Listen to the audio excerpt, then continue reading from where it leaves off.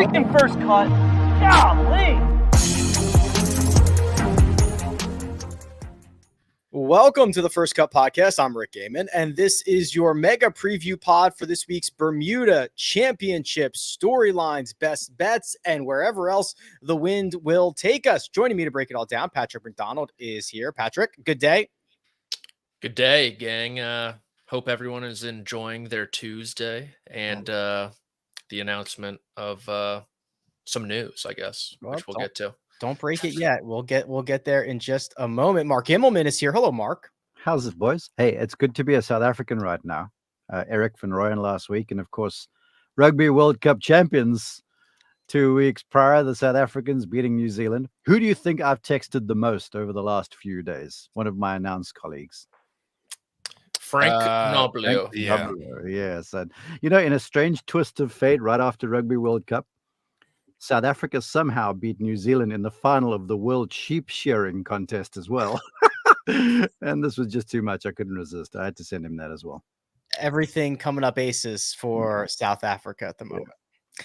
Kyle Porter is here. He is sporting, if you are not watching, not only a rugged beard, but a 150th Open Championship hat, which looks very, very nice. This is actually for the 150th sheep shearing. Oh, so if that's that's probably that hat's probably 500 years old. It's probably been shearing sheep longer than anything. I'm actually very excited, boys. I played golf on Sunday. Hit it great. Couldn't score. Basically, the story of my golf career. But I got a fitting today. I got fitted for some clubs. All right. What we got? What would you like to tell us more? Was it a specific manufacturer's fitting, or was it a agnostic fitting? No, it was my friends over at Titleist got me hooked up with a fitting, and just all kinds of stuff that I would never have thought of. Just ridiculous things that I do with my swing that they're like, well, we're gonna have to maybe special order some parts for that and figure this out. And, no, it was great. Like, I was hitting it good, and it was just a very cool, detailed look at stuff that I wouldn't ever think about. So it was great. Does it make you think more or less about bifurcation, because those guys are not playing the same equipment that everybody else is? Yeah, it's a good question. I mean, I might have to answer that like after I get the equipment. Turns you into Jon Rahm. Yeah, I mean, like if it drops my handicap by like 7 strokes. No, I think regardless, I think the same. Like, my stance on bifurcation has been pretty consistent, and I think will remain so. But yeah, overall, it was just I'm appreciative of Titleist. It was a really cool experience. I really enjoyed it. Hey, Rick, just a minute. Kyle, that hat of yours is cool, but it makes me sad. Whenever I see that 150th, I get saddened. I'm sure you do too. Because Cam Smith won? Well, because Rory didn't win. Well, yes, 100%. But I also think, Mark, and you'll appreciate this, like as a writer, I sort of enjoy writing the sad ones more than the like jubilant ones. Mm-hmm. There's a lot there, and that was one of my favorite ones to cover last year was Rory's. He probably won't enjoy hearing this, but was Rory's loss, because there was so much emotion, so much depth, so much that he kind of gave away at the end there on the course, but also I'm more so like when he spoke and how he exited. It was very meaningful. And yeah, I mean, it stinks. It would have been cool if Rory had won his 5th at St. Andrews, but I also enjoy writing the losses just as much as the wins, I think. All right. God, now I'm sad, Mark. Yeah. Why are you doing this, Mark? I'm sorry. You're having such a great day. Well, I think I can bring up those spirits, because I want to remind everyone that this episode of The First Cut is presented by FanDuel Sportsbook, where they make every moment more. And we've got a plethora, Patrick, of TGL news. Things are heating up for the Tiger and Rory McIlroy simulator golf league that should not be described as simulator golf if you listen to Rory McIlroy this week. So let's go through a couple of items here. One old nugget combined with a new nugget. Jon Rahm out of TGL. We learned that last week. Rory McIlroy was on CNBC this week in press day with the Boston Common and basically reiterated that he does not think Jon Rahm is going to live, and he would be, quote, very, very surprised if that were to happen. What's wrong with him? Is something happened? He's not going to live. But I heard that. I was like, wait, what? John, okay. But on a serious note, who amongst us hasn't RSVP'd for an event? He was among the first rounds. It was him and JT last November who said, yeah, we're going to go to the TGL. And once the event comes around, you look at your calendar, you're like, oh God, do I really have to do this? And you back out. And I think that's kind of what happened to Jon Rahm. He lives out there in Scottsdale. Maybe after a tournament, he doesn't want to fly all the way to Florida just for one night. And look, this is a guy who has one thing on his mind, and it's major championships. It is establishing his legacy on the PGA Tour in the 4 big ones throughout the year. So to all those people who are like, oh, Jon Rahm's going to be the new Fireball captain. Sorry, Sergio. Let's just take a chill pill here. He's been one of the more outspoken, level-headed people when it comes to live golf and the PGA Tour. Rahm's going to be going nowhere. I think it was just one of those scheduling and logistical things that didn't add up. Well, I think the one point that stands out to me, Mark, is what Patrick said there, that Rahm has been very clear about what his intentions are in the game of golf. It is not, if you believe what he says, it is not about money. It is not about what it is about legacy, major championships, and everything that comes along with winning them. And teeing it up on Monday nights in Florida in an arena does not necessarily get him closer to winning major championships. It really doesn't. And look, everything Patrick said, in my opinion, was on the button. I would just add to that, given the extra time, that is real, and the extra travel, and it's one night away from the family, and he does have 2 little ones. And having seen John and his kids, he's a very engaged and involved father. And we're in a sport that's going to keep you away from your burgeoning family. And it looks like he and Kelly are likely to have more kids, the way they love on their kids. So time away from growing kids is a big deal. And that's a big deal for him. And then I also feel like, look, he has been forthright and candid in his comments about live, but I know there were overtures made, and he asked for a gigantic amount of money from everything I've kind of caught wind of. But I feel like the official world golf ranking telling live not so much on the world ranking points has had a big influence too, because John wants to win majors, to your opinion, to your point. And so now not earning points to get into said majors, that's a big deal, because Rahm, I think deep down, he hasn't, I don't know if he said it to any of you guys, but he certainly hasn't to me. I think he wants to be not just the world's best, but he certainly wants to be Spain's best. And you've got Seve and you've got Jose Maria and just legends of the game there. And Rahm knows he's got the chops to do that. So he just wants to be a major championship hunter. And so I feel like that's a large part of the decision too. Well, if he's real quick, if he's Spain's best, then he might be Europe's best ever too, right? Yeah, well, look, there's Feldo. He's got 6. Seve has got what, 5?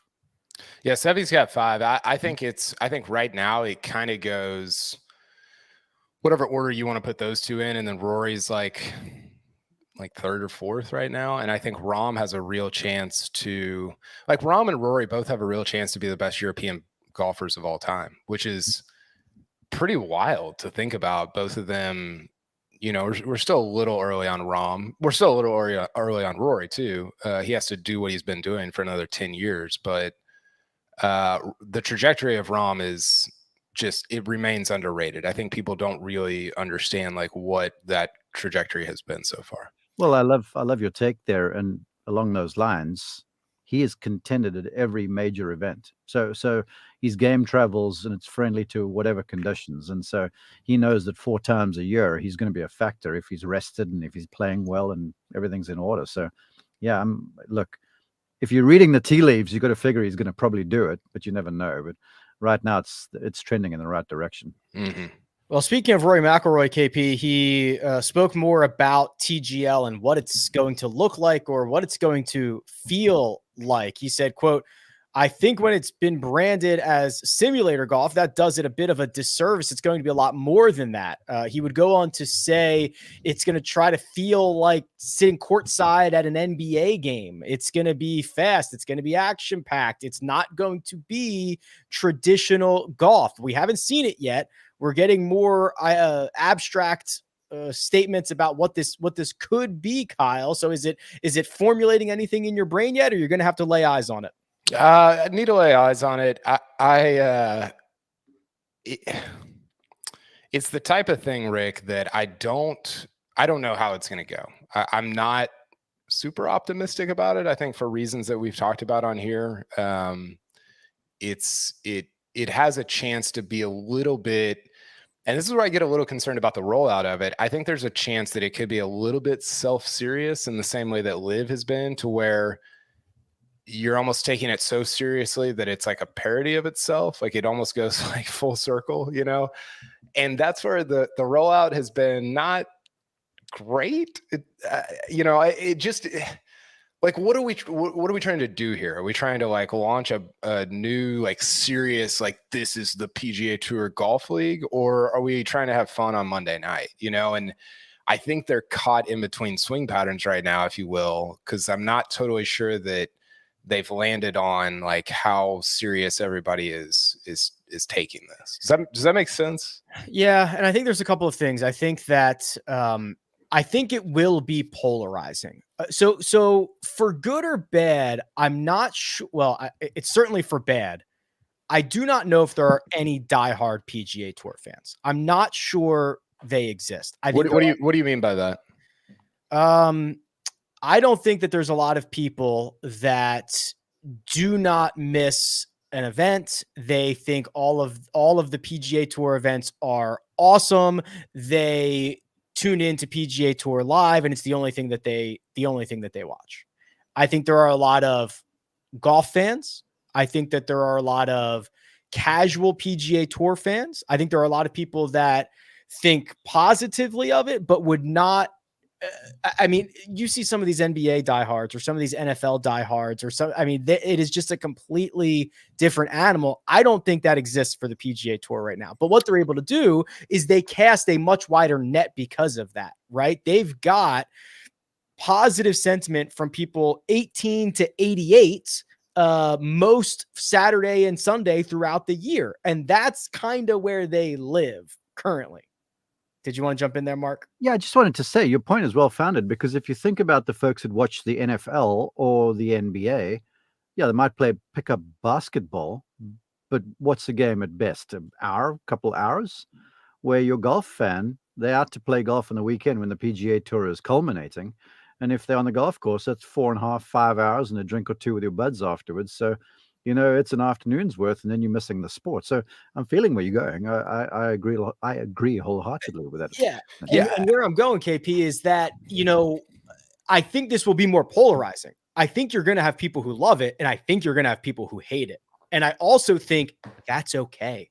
You don't have to live in the middle of this. You know, you might get a transition from those who watch good on YouTube and those that are like, oh, sit down to watch an hour or two of live superstars hitting shots in real time. I'm not missing anything into a screen. That what is shown on YouTube is way more watched than the PGA Tour is. Okay. Like that can easily translate to TGL. And then you are going to have a ton of people who absolutely hate it.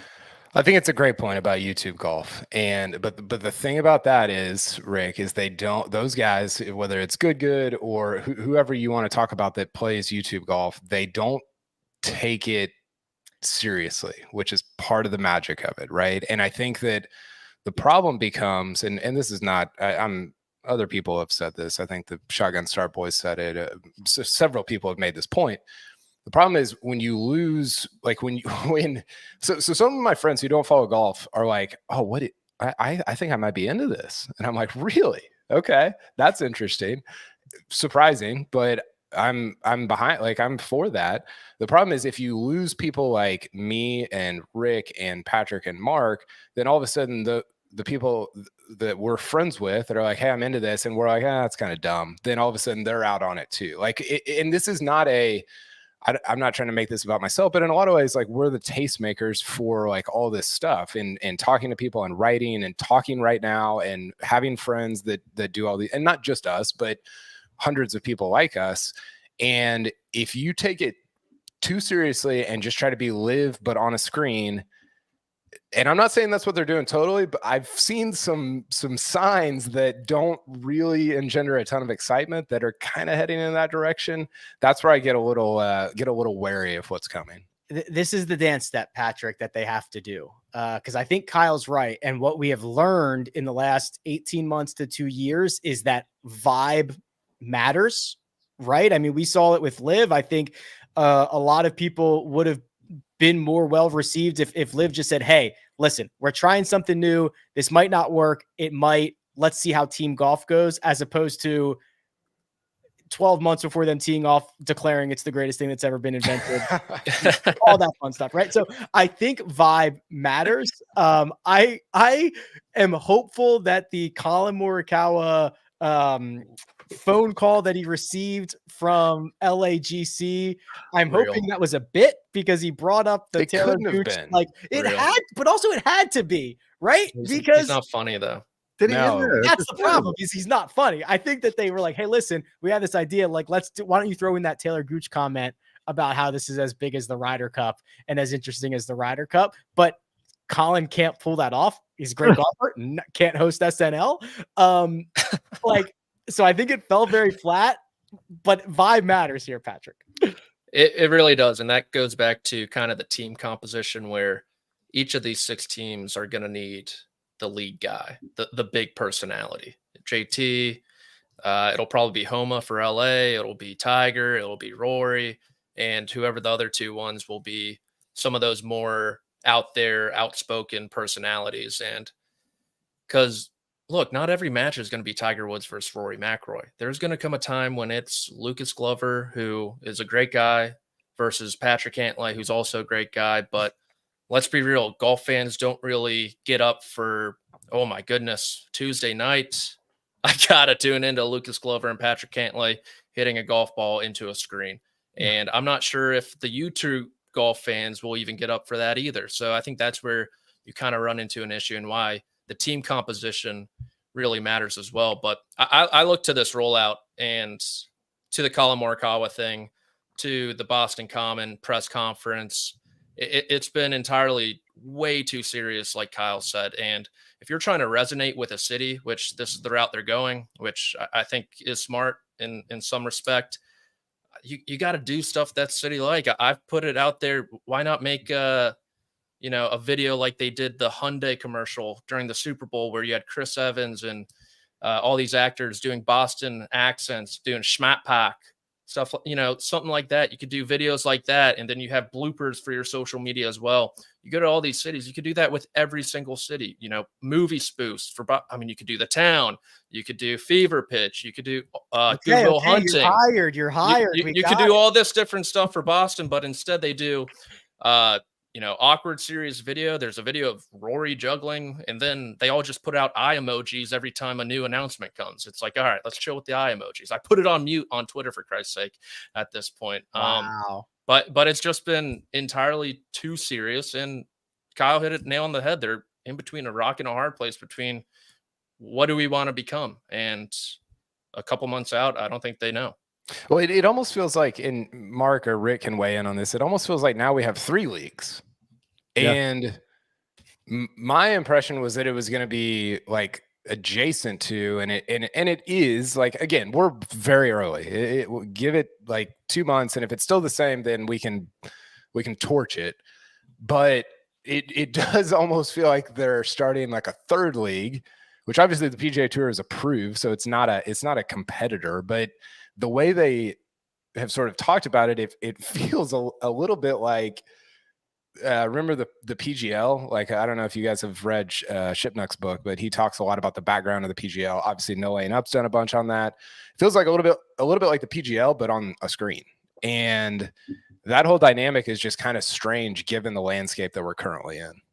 I find it curious too, because Monday nights, after because I'm trying to think of who the fan base for this is going to be. And the fan base is likely going to be folks that have watched sport over the weekend anyhow. And the quickest way to ostracize your family is to say, okay, Monday night, I'm checked out for a couple hours too while I watch golf or some PGA Tour golf to get balls into a simulator.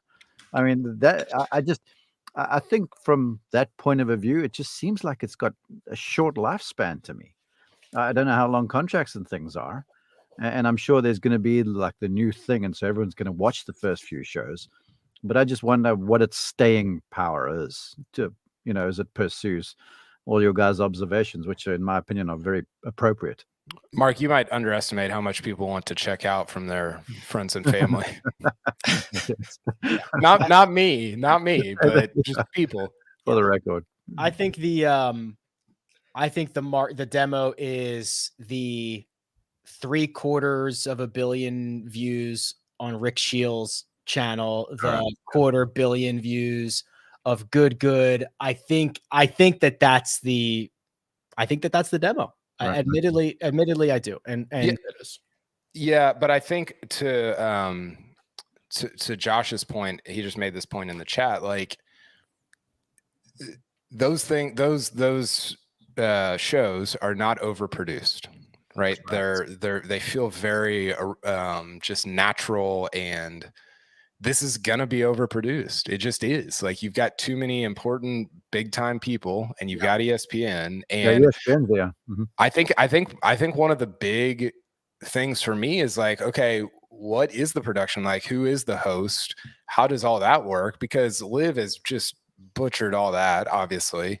And I think if you don't nail that, then it has a chance to be kind of not that great. These YouTube channels that we're referencing, and there's a dozen more, are basically all filmed on iPhones, or could be filmed on iPhones, where one guy hits a shot and then hands the phone to somebody else. So imagine, okay, Rory, film me, and then, okay, I'll take the phone and you go hit your shot. That would almost be plenty of production for what they're trying to put together. You know what was great, and this was a little overproduced, but it was fine, was the Phil and Bryson thing that they made. They played 9 holes before, what was it, Liv Bedminster maybe, or Greenbrier? I don't know. And I was actually writing about this today for Normal Sport 3. It was good because they were just kind of, I mean, Phil's a really good trash talker, obviously, and he was kind of in his element, but they were also just talking golf, and you didn't have all this like hoopla around it. It was kind of just them playing 9 holes, and it was very, very watchable. Like surprisingly, I started watching it thinking like, I'm going to last like 2 minutes. This is going to be so stupid. And then I just kind of kept watching, and there was, I don't know what it was about it. I think it was that it wasn't too overproduced. They were just talking nerdy about golf. Like if you get that, then I think you have something, because these guys talk about golf better than anybody in the world. Yeah. Okay, but remember for a second, sorry, Rich, Rick, the matches. Remember how boring the banter was in the matches, unless you had Barkley on the side talking? Yes, because they try to make, this is exactly what I'm saying, Mark. They think that those guys are like, oh, say something funny. And it's like, man, that's not, like, just talk golf and the funny stuff will, inevitably come out, and instead it gets like, you get producers in there that are like, oh, you should say this and do that. And it's like, guys, just chill, just let them play and talk golf. Take the PGA Tour, inject it with a little Dude Perfect, and send them out there and see what happens on Monday nights. The biggest domino did fall, Patrick, because today we learned what the 6th team is and where Tiger Woods will be playing. They are one and the same. Jupiter Links Golf Club, a Tiger Woods owned team, and he is the first member of said team. Incredible. A true where were you moment. 15-time major champion. 82-time PGA Tour winner, and your captain of the Jupiter Golf Links, Tiger Woods. I think that could be a little teaser of what happens on ESPN Monday nights when he's walking out of the tunnel to that. Yeah, it's cool. I think everyone knew that Tiger would have a stake in his own team. He would be the head honcho for his team. And after Sean Zach put it out, he did a little sleuthing for golf.com and found out it was Jupiter, the final city to be named. It all really makes sense. But like I said, if these guys want to resonate with cities, they're going to have to do, stuff that the cities are known for. I don't know how you do that with Jupiter. I guess you have a team party at his restaurant down there or something, or hang out around the lighthouse. But we've seen Live Golf try this playbook as well with nationalities, and it really hasn't done too much. I mean, there are South African teams, Australian teams, Asian teams, English teams, South American teams, and it really hasn't done too much for them. So I'm interested to see if it does anything for TGL. Who's going to lead the San Francisco team? It could be anyone at this point. Yeah, the ties to the teams are vague at best, right? In some loose. So could be anybody. Could be Minwoo, maybe. Could be Minwoo. That'd be sick. That'd be a good one. Minwoo and Steph, just two chefs, two cooks, 2 shooters, baby. Yeah.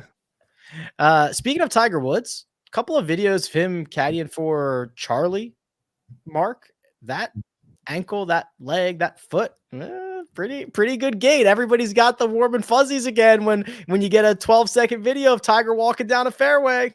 Okay, let's just pump the brakes a bit. They're in Louisiana, which is flat as a pancake. It's certainly not Augusta National, and he's not hitting balls off side slopes. Let's just slow down for a bit. I think more impressive was what Charlie Woods looked like. That young man is turning into a star, although he's got some growing to do as a player. But golly, he looks like $1 million with a club in his hand. But yeah, look, Tiger walking around carrying a bag, awesome. I think it's more awesome that Tiger Woods, the guy that used to be like this mysterious mist, back in the day, he'd show up at a golf course, play, sign a few autographs, hardly do press after a round, disappear, then come out again for his morning practice round at 6 a.m. And you never knew him until it was tournament time. Now he's walking around a junior golf tournament playing caddy. I just think Tiger 2.0 is just so cool, and he's a dad. And for me, that was the thing that I appreciated the most about the whole thing. Not that the fact that he's walking around, whereas that is still a feat. But, his son looks good. It's just good to see Tiger out there being a dad and enjoying it. KP, last word on Tiger Woods, if you want it, or we can hit a break and move on. Yeah, I mean, I don't I saw somebody on Twitter was predicting that he would win Riviera today, and it's like, let's call him out. Ryan Burr. Burr. Thanks, Patrick. Appreciate that. Why? Like, why are we doing this? Like, why we don't have to do it? Kyle, clicks. He's farming engagement. Yeah, thank you, Mark. But like, I'm so exhausted of the Tiger cycle. Like, he's gonna win again, and then you do. It's just this. It's like so predictable, right? Like you have this like cyclical 6-step thing until he gets another surgery.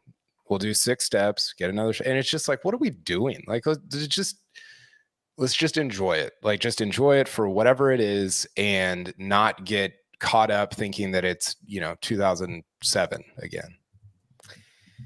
All right, we will talk Bermuda. We will release the picks. We will take a quick break and hear a word from our partners. The Scudetto, where the soul of Italy meets the pinnacle of calcio. Catch Serie A on CBS Sports Network and streaming live on Paramount Plus. And we're back. Bermuda is where we're headed. Everything good, Patrick?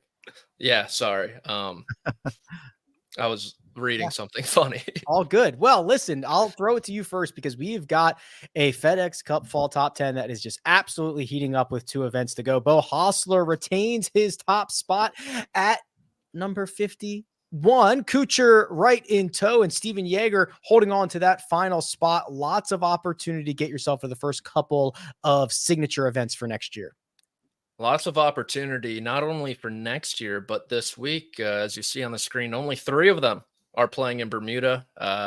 Just about everyone else withdrew. I think my father is next on the list to get into this tournament. But you got Nick Hardy, Ben Griffin, and Alex Smalley in the mix. It's a big opportunity for them if they can win, because you know what? 500 FedEx Cup points are still up for grabs. But I kind of look more towards the top 125 at this point with the full-time status on the line. Pat Kazire, a PGA Tour winner, is on the outside looking in. The PGA Tour has been doing a really cool series this fall following Austin Eckroat, Harrison Endicott, and Ryan Palmer about their quest to gain status. And Ryan Palmer had a great week with the top 5 in Mexico, and he's on the outside looking in too. And so those are more the stories, I think, down towards the 125, because that kind of is what the RSM will kind of be like the Wyndham, so to speak, next week, because they'll be earning full-time status. But this is great for them. And loan officer Ben Griffin in the mix again.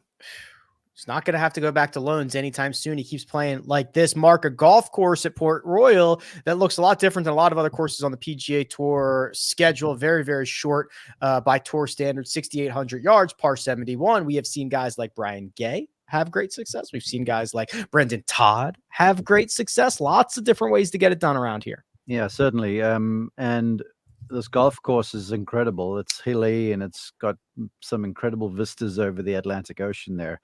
And it gets smashed by the wind. And as most seaside courses are, it's kind of the golf course's only defense. Looking at Kyle's cap, it's kind of like St. Andrews. You know, if the wind's not blowing there, these guys will kill it. If the wind is blowing, it's a handful. And Port Royal is the same way.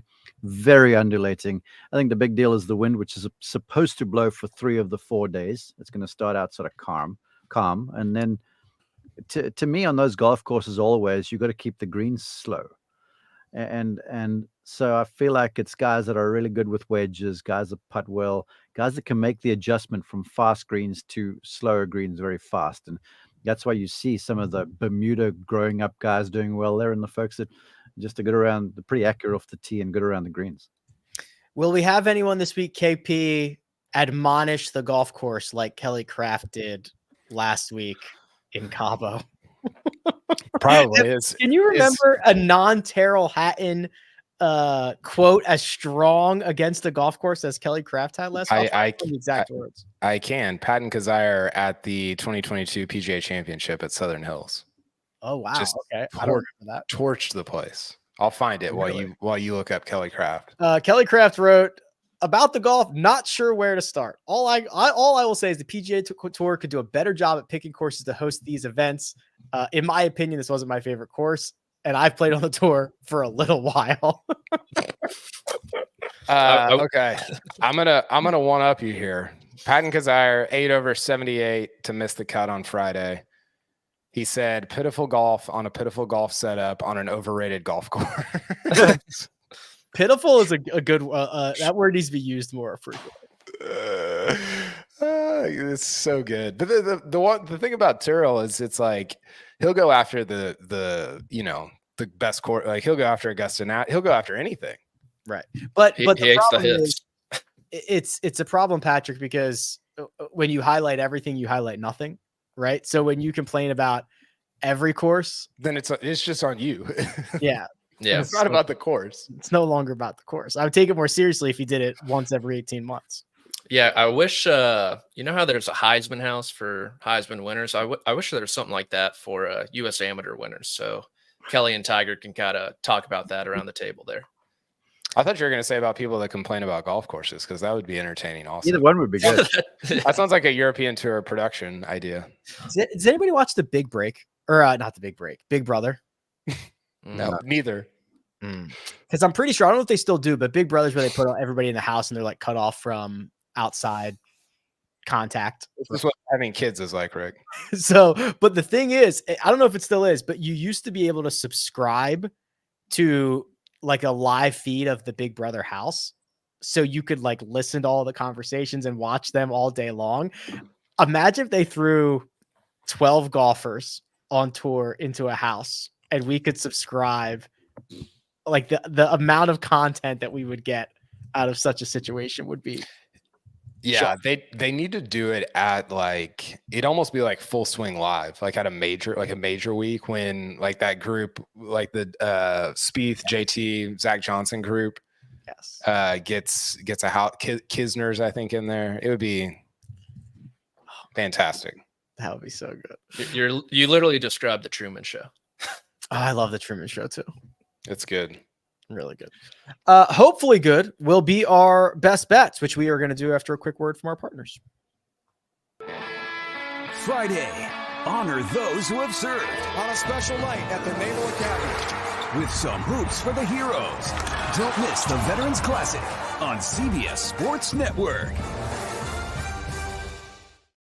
The best bets brought to you by FanDuel Sportsbook. Make every moment more. This is where we take $50, put it on a matchup, 30 on any finishing position that we want, and $10 each on two separate outrights. Mark, why don't you lead us off with your matchup for the week? I will. I'm still looking for some sort of semblance of sunshine. I've been terrible at these bets this fall. Matchup, I'm going with Alex Smalley. His name was mentioned earlier. He's got a good record around here. And over Alex Noren, who just he pops up at the strangest of places to me.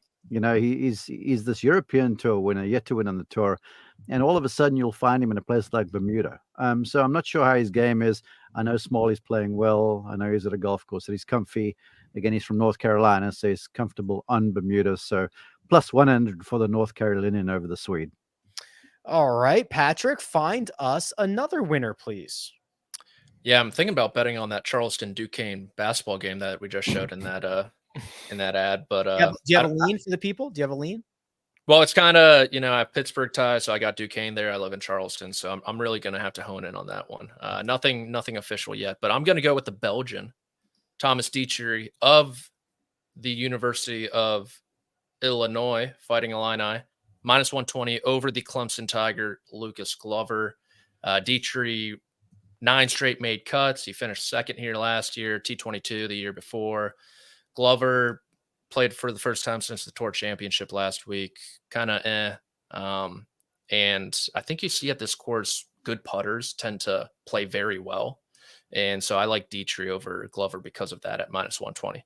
Yeah, KP, Patrick was not the only one who wanted to pick on Lucas Glover. Where did you go with your matchup? Yeah, I went Adam Scott. Adam Scott's been playing some pretty good golf. A lot of it on the European Tour, but this is obviously not a great field, kind of tantamount to some of the European events right now. So obviously this matchup has nothing to do with the field, but that's more about how Adam Scott's been playing. And I think Glover has been a little bit strangely, he's kind of like a name right now, like just because of how much he was in the conversation around the Ryder Cup and all these different things. So I think he's being a little overvalued. His only start since Eastlake, I think he finished T58 last week at the Mexico event. So not a great start to the fall. WWT Championship for Lucas Glover. That's Adam Scott over Lucas Glover. And I went Vincent Whaley over Brandon Wu. Whaley's just having himself a whale of a fall. And I think this is a pretty decent setup for him. Any finishing position in the whole world, Mark, what did you find for us? Camilo Villegas played beautifully last week. Top 30 plus 190. I'm loving the look of him this week. He hits it head high to a grasshopper. He's powerful. He's found a little groove with the work he's done on the golf swing with his new swing coach hooked up last year. So a lot of confidence. And I love him on Bermuda grass. So Camilo, top 30. And that would pay out plus 190 if it were to come through. Patrick, you've got a name that I like to see on your board. Who is it, please? Yeah, I like it. The Whaler himself, Vince Whaley, top 20 plus 190. Like you said, he's been playing great golf, has a lot to play for. I think he's like 180th in the FedEx Cup, so needs a really good finish here. And top 20, given his skill set, how he's played here, how he's played recently at plus 190, I think is a steal. I went with Harry Hall, top 20 plus 260. He does two things very well compared to his PGA Tour peers. He hits his wedges well, and he putts well. That's it. The only two things he does well are going to be very, very important this week. Plus 260 to finish on the first 2 pages of the leaderboard. KP, round us out, please. Yeah, I've got Luke List, top 20, striking the ball great. He's popped up, obviously won, what was that, a month ago now? And yeah, I like him to finish in the top 20 at plus 130. 2 separate outrights. We get to put $10 on each of them. I'm scanning. I think we have 8 different golfers here. No overlap whatsoever. I am much more bullish on Lucas Glover. I think that this is a much better course for him than it was last week. I do have some concerns that his putter is not magically fixed every single week, but I took him and Akshay each at 22-1. KP, give us your 2, please. Yeah, Alex Noren, who finished, I believe it was Q3 a couple weeks ago. And then you're going to have to help me with the name. Matthias Schmid. Yeah, the secret is, he just goes by Matty. Okay. 55-1. Playing great golf. He's a good one, Kyle. That boy is good. Yeah. Yes. And also not to be confused with Matty Schwab, who is also in this field. Easily confused. So click the correct name when you go to click. Mark, let's go to you next, please. Your 2 outrights. Both former winners of this event. I had the luxury of watching Brendan Todd play golf about 10 days ago in a fundraising golf outing for the Blank Dream Speak Live Center.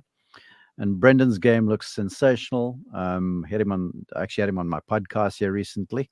He's very accurate and playing with a lot of confidence right now. And then Lucas Herbert, who won here. He's sort of enigmatic, plays his own game, but he's down from in Australia where you play different kinds of coarse grasses and around the wind he hits it ball low and powerfully. So 2 guys are 1 year before, Herbert plus 2,200 and Brendan Todd plus 1,800. Herbie and Todd for Mark. Patrick, you have a golfer that I am not sure we have ever uttered his name on this podcast before. And I love this. That's a pretty fair bet, I think, that we've never mentioned his name. So please enlighten us on where you went with your outright selections. Well, Rick, it's the world number 3, Nick Dunlap of Alabama. Wait, is he behind? He's behind Sargent and the Lambo guy? I believe so, yeah. World number 3, amateur. Yes. Okay, got it. Courtesy of amateur status. And this kid's just been a stud. I mean, there's a video of him lipping out for a 59. He was just in Abu Dhabi with KP's boy, Gordon Sargent, for the team championship. He won the USAM. He won the North-South, the Northeast. He won the SEC stroke play. Kid's a stud. And in this field, 80-1, sign me up. Anything could happen. These kids are out of college and can win right away. So why can't he? Patrick, quiz. Do you know who Nick Dunlap's father is and what he did for a living? He was a cobbler. No, I'll just guess that he is the Dunlap of Dunlap Golf. No. He was. That's an O. Scott Dunlap was a sensational professional golfer who played on the global tours. One of the best ball strikers. You ask most people that have been around the block. Scott was awesome, and he's done such a great job with Nick. Kid plays the game. I'm with you. He's good. Is he going to win this week? I don't think so, but Nick Dunlap has got a lot of chops about him. Okay. I'll take that as a positive. I didn't hear the first part you said. I said I heard a lot of chops about him, which I love in my golfers that I bet. And then I'm going to go with Taylor Pendrith, 22-1, the big hitting Canadian, finished T5 here in his lone appearance, T15 in Mexico, T3 in Vegas, hits it far, good wedge player, seems to be getting more confident with the putter. So at 22-1, I like him. Data Golf has Dunlap 198 in the world, by the way, just behind Matty Schmid. I was gonna say that's probably better than a lot of this field. Yeah, I mean, I think it's comparable. I mean, I guess my point is he probably shouldn't be 80-1. He should probably be 60 or 50. Here's a Scott Dunlap nugget for you. August 20th of 2000, he reached his highest world ranking ever, his best world ranking ever. Closest without going over, Mark, because you brought him up, you have to go first. 105th. Kyle. I'll say 80th. Patrick. What tour did he play on, Mark? The World Tour? No, he's played in South Africa. He's played in Europe. He's played all over. So he's won the Champions Tour. 2 South African wins, 2 nationwide wins, 2 Canadian wins, a Champions Tour win. Okay. I'm going to say he reached the height of 74th. No respect for Scott Dunlap. All of you over 58th. He got to 58th in the world. Ooh. Wow. It would be hard to get to 58 right now without playing on the Euro or PGA Tour. Although maybe he did. He just didn't win. Well, he was prolific, man. I'll tell you what, he could really go. He really could. I think we always got to look back at the OWGR2, KP, and think of Alex Noren to see where we were and where we have come. True. Great point. Alex Noren once ranked to number 7 in the world. Scott Dunlap finished T3 at the Players in 2000. Finished T10 at the Open in 1999. T9 in 2000 at the PGA Championship. He had his own little 1999-2000 run. Take that, Tiger. Not as good. Still pretty good. Damn. That is Akshay, Glover, Noren, Schmid, Pendrith, Dunlap, Todd, Herbert, and one extra bet coming on anything else that we would like. And actually, oh, look at this. Look at this, Kyle. Little synergies from the writers that we have on staff here. Where'd you go? Let's go. Wait, what? Is that right? Yeah. What's your bet, Kyle? Oh, I was looking at I was looking at the betting performance. I was like, no, I'm crushing Patrick. I don't know what you're talking about. Yeah, you are crushing him, and you're going to give us another winner right now. Yes, I've got Nick Dunlap top 20. I found that also, Patrick, and I don't know that he's going to win. I do think he can finish in the top 20 though. So that's what I'm going with. Over 3-1 on your money if you can find it. I'm sorry, Mark. I have MJ Duffy to miss the cut at plus 175. He's missed quite a few as of late. You can dispute that if you'd like, and you can also give us your best bet. No, I'm with you there. I'm just shaking my head at my dismal performance. Can we pray for me, please? Anyways, I'm going for Camilo top 40 plus 110. Now, remember my other bet was a top 30 plus 190. But again, the way he's playing, I think I'm going to stop thinking. I'm hoping he gets that so I can break the schneid because I've been bad. Hashtag pray for Mark. We are going to get you. We are going to get you on the right side of things. We're going to get a one. You know, I think we've talked about this before. All the praying for Ted Scott did end up working out. So it really did. It really worked did. out real well. Okay. So yes. many prayers were answered. So Yes. we'll get that going for you, Mark, and we'll see if we can get a There's 2 events left. I need 2 wins in a row. I need a little streak. We're fine. We're carrying you. Then you'll charge ahead at the beginning of 2024, Mark. Right. Mm-hmm.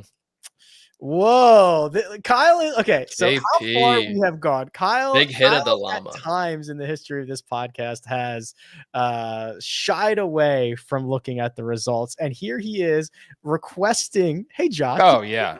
Do you have the overall numbers? Because he For is sure. currently smashing with a 41% ROI. He's out in front. Look at you. Well, what I didn't know because I wasn't on Sunday is whether I did anything last week. I couldn't remember what I. Yeah, you carried us, I think. Okay, good, great. I had a bunch of Ludwig, and he played pretty well. So Yeah. Kyle, book a quick ticket to Vegas. Take Rick along with you. Go and make yourself some money. You're on a run. You're running good, as Rick would say, and go and do business out there. I think Patrick might be the one headed to Vegas. No. Palms are itching. Is that? Yeah. You can just Venmo me a couple bucks, and I'll throw it on black for you. There you go. Okay. Can we talk about it? Is this? Can Patrick? I mean, this is the segue, right? Yeah. We are. Patty Hits the Road is almost official. I'm going to be heading out to the Netflix Cup. Thanks to Kyle for putting in the good word with the people over at Netflix. I'm going to be there getting in on Monday, on the ground Tuesday, doing all the fun stuff, and then heading out Wednesday. Hopefully, up a few grand too. At least. So Patrick and I have been communicating, and we're targeting Tuesday night. So if you see Patrick and Rick out on the town, chopping it up in Vegas, who knows where we'll be? Could be anywhere, could be anytime. It could be madness if there's crowds. You know, if you think they're there for F1, they're probably not. They're probably there for Patrick and I. That don't be afraid to come say hello. Well, the spot where you get into trouble is if Joe Musa is you're tagging along as well. Because Patrick and Rick, I trust, but you throw Joe in there and it's who knows? I mean, anything could happen. He'll improve the the sartorial nature of the trio should he show up. I mean, he's like a walking clothes horse. Yeah. Yes. Yeah. David says Rick and Patrick seem like big Dave and Buster's guys. That's pretty funny. Rude. Rude. Don't think I've forgotten, Patrick. We do have to get your positivity parlay. So, Josh, if you could throw that back up for the people, because he did win it last week. I think he might have won 2 in a row. Give us what you got for this week, Patrick. We got the loan shark, Ben Griffin, big hitting Canadian, Taylor Pendrith, Kent State legend, and the artist formerly known as the world number 7, Alex Noren, all to make the cut at -120. Look, it was slim pickings this week value-wise, and so we're in the black. Let's just keep on piling up these wins. -120 for all 3 to make the cut. There you go. Our best bet segment brought to you by our friends over at FanDuel Sportsbook. Make every moment more. So just to recap, you should subscribe to the Golf on CBS YouTube channel. If you are listening to the audio version of this, when this show ends, you're going to be in for a little bit of a treat. If you're not listening, you should probably go listen. Don't be afraid to download all that fun stuff, because KP, we are actually going to get your conversation with, I think it's fair to say, a superstar, right? If you are one of 20 guys who do something at the highest possible level on an international stage, you are a superstar. Of course, I'm speaking of Pierre Gasly. Yeah, Pierre Gasly. I got an article out on CBSSports.com. Got to play some golf with him. What was that? 3 weeks ago now, and wrote about that for the website. Then he hopped on the pod for 15 minutes. We talked Netflix Cup. We talked just golf in general. He's kind of a sicko. He's kind of in, and it's just kind of gotten in over the last year. So it was a lot of fun. He's somebody that not only is he in the 20, but I think he's ranked inside. You can look this up. I think he's ranked like 9th right now, or somewhere in that range in terms of the individual standings in F1. So good dude. Had a ton of fun with him, and just enjoyed talking golf. I think he actually likes talking golf more than he likes talking racing. So it was a blast. That's always how it works, man. These guys they talk about it enough. The golf guys don't want to talk about golf. They talk about golf constantly. Everybody else wants to talk about golf, no matter what. Yes. Yeah. Yes. So see the synergies here. KP takes care of us in Austin, gets to chat with Pierre Gasly, teases a little bit of Netflix Cup. Patrick swoops on in, gives us the Netflix Cup stuff. It is going to be interesting, Patrick. Netflix making their first foray into live sports. You will be there. I'm working on it. I'll probably be there. And I'm interested to see how it all goes down. Yeah, and they have an eclectic cast of characters that are going to be running the broadcast, so to speak. So yeah, it'll all be very interesting. Do we know who that is? It's not released yet. Okay. But you know who it is. No. But yeah, I mean, it's just something it'll be interesting to 1, be there, and then 2, watch it back on Netflix. Well, that's what I was going to say. I'm bummed to miss, but I'm also curious to see it from a Netflix and digital perspective also. Cause I think you've talked about this, Rick, that part of it'll be just as interesting as anything that happens on the golf. Yeah. Really fun stuff. Okay. Anything else? Final thoughts before we get out of here. If not, we're going to turn it over to Kyle and Pierre. Going once, going twice. All right. If you're listening, stay tuned for that and check it out. If you're watching, head on over and download the audio version. Make sure you get access to that. Big thanks to producer Josh, does all the hard work behind the scenes. Patrick McDonald on Twitter at Amateur Status. Mark Immelman, Mark_Immelman. Kyle Porter CBS. You can find me at Rick Run Good. This has been The First Cut. We'll catch you next time.